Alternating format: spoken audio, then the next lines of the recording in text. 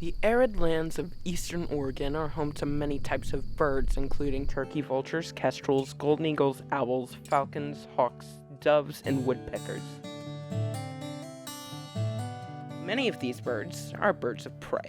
Birds of prey eat mainly meat, like rabbits, mice, carcasses, other birds, and cats. Birds of prey have curved beaks, silent wings, and extremely sharp talons. They communicate through sound and come in many natural colors that help them blend into their environment. These adaptations help them to hunt live prey in an unforgiving landscape where temperatures can be extreme. The highest recorded temperature at Camp Hancock was 111 Fahrenheit in July 2003, and the coldest temperature was -26 Fahrenheit in January 1957. Many birds of prey used to be hunted by humans. However, there is now something that stops that: the Migratory Bird Treaty Act of 1918.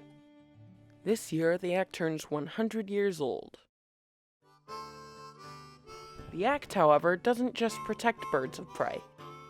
In the United States, the treaty protects most birds native to North America. In the early 1900s, many migratory bird species were under threat of extinction because of hunting for sport and feather collection for fashion. For many people of the time, it became clear that if something wasn't done, many species would be lost. Canada adopted the treaty in 1916, and President Woodrow Wilson signed it into law in the United States on July 3, 1918. In the following years, Mexico, Russia, and Japan joined as well. The treaty made it illegal to kill, keep, or sell any parts of a native migratory bird, including feathers and nests, without a permit. It is important to note that consideration has been taken for traditional and religious uses by Native American tribes. People of Native American descent retain their rights under the treaty to collect and possess feathers.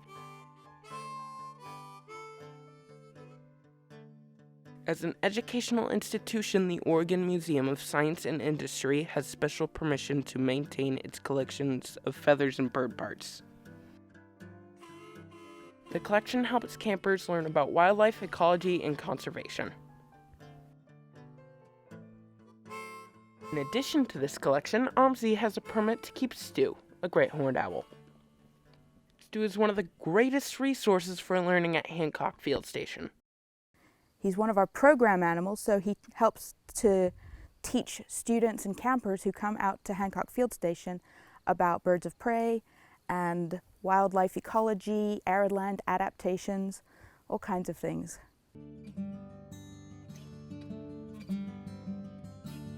It's really exciting, I think, for most students to be able to meet a real bird of prey.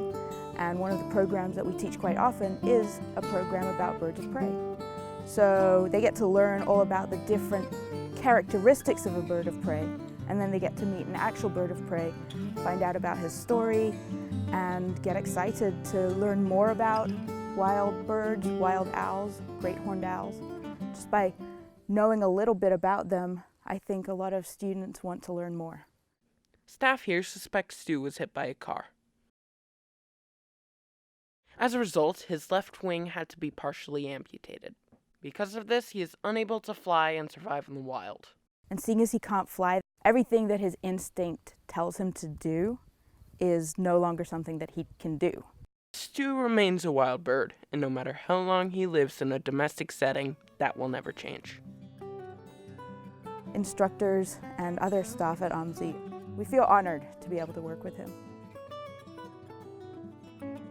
The value of the Migratory Birds Treaty Act is that there's all of these countries around the earth that are taking steps to protect their birds. As a result of human encroachment on a lot of habitats, even birds that are not particularly endangered may be threatened by human activity. The Migratory Birds Treaty Act helps to protect those birds. The hot climate of eastern Oregon is challenging for most animals, but birds of prey survive by using advanced adaptations to thrive in this harsh environment. The Migratory Bird Treaty Act protects Stu and other magnificent birds like him in order to preserve their populations for generations to come.